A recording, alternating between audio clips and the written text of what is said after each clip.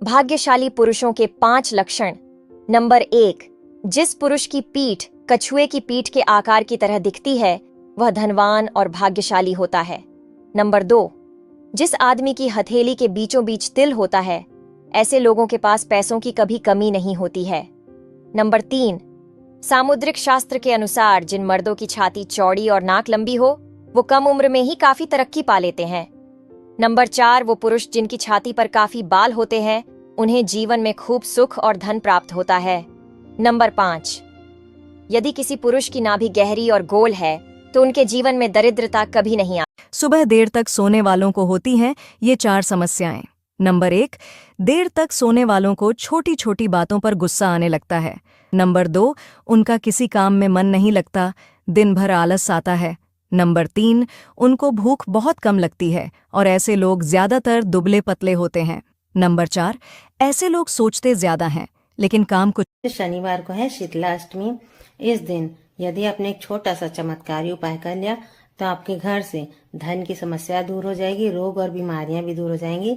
इस दिन आप लोग जब शीतला माता की पूजा करने जाएं तो अपने साथ एक नई झाड़ू खरीद कर लेकर जाएं, उसे शीतला माता के सामने रख दें और अपने घर से धन की कमी दूर करने के लिए, रोग और बीमारी और कर्ज को दूर करने की प्रार्थना करके आ जाएं।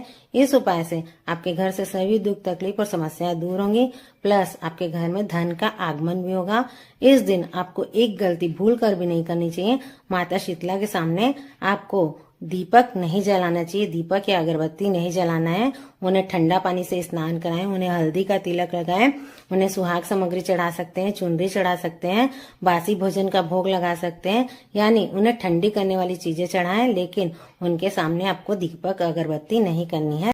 3 ऐसे पाप जिनको भगवान कभी क्षमा नहीं करते, और अगर तीसरा पाप आपने कर दिया तो आप जीते जी नर्क के दर्शन करोगे। नंबर 1, यदि कोई व्यक्ति छल पूर्वक किसी के विवाह को तोड़ने की कोशिश करता है तो यह एक ऐसा पाप है जो उसे कई जन्मों तक नरक के दर्शन कराएगा। नंबर 2, किसी निरपराध और भोली कन्या को अपशब्द बोलना, यह एक ऐसा पाप है जिसकी कोई क्षमा नहीं है, जो आपको सीधे यमराज के दर्शन कराएगा। नंबर 3, जानने से पहले यदि आप भी मानते हो कि भगवान शिव के भक्तों का कभी बुरा नहीं हो सकता तो अभी वीडियो को लाइक कर दीजिए और कमेंट में सच्चे दिल से श्याम सदाशिव लिख दीजिए। नंबर 3, समाज में किसी के मान सम्मान को हानि पहुंचाने के लिए फैलाई गई अफवाह व्यक्ति के जीवन का सबसे बड़ा पाप है। ऐसा इंसान कुत्ते की मौत मरता है। दारू पीने के बाद सबसे ज्यादा बोले जाने वाले 8 डायलॉग। पहला, तू मेरा भाई है।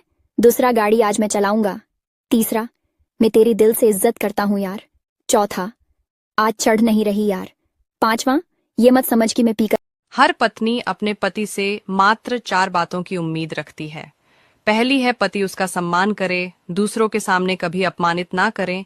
दूसरी है वह अपनी पत्नी को कभी भी पराई स्त्री के चक्कर में धोखा ना दे। तीसरी है पति जितना सम्मान अपने माता पिता का करता है उतना ही सम्मान अपनी पत्नी के माता पिता का करें। चौथी है वह चाहती है कि उसका पति हमेशा बुरी संगत वाले दोस्तों से दूर रहे। ऐसे दोस्तों से दोस्ती करें जो उसे हमें। घर के मंदिर में 4 चीज जरूर रखें।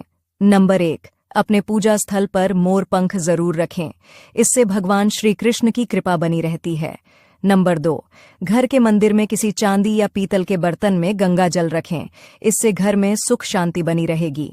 नंबर 3, घर के मंदिर में शंख रखना भी बेहद शुभ माना जाता है।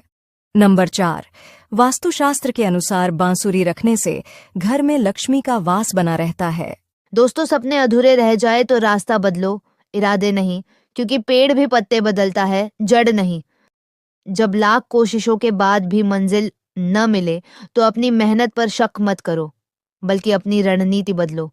रास्ते बदले जा सकते हैं, लेकिन सिद्धांत और विश्वास वही रहने चाहिए। याद रखना, सफलता उन्हीं को मिलती है जो हार मानने के बजाय नया रास्ता ढूंढते हैं।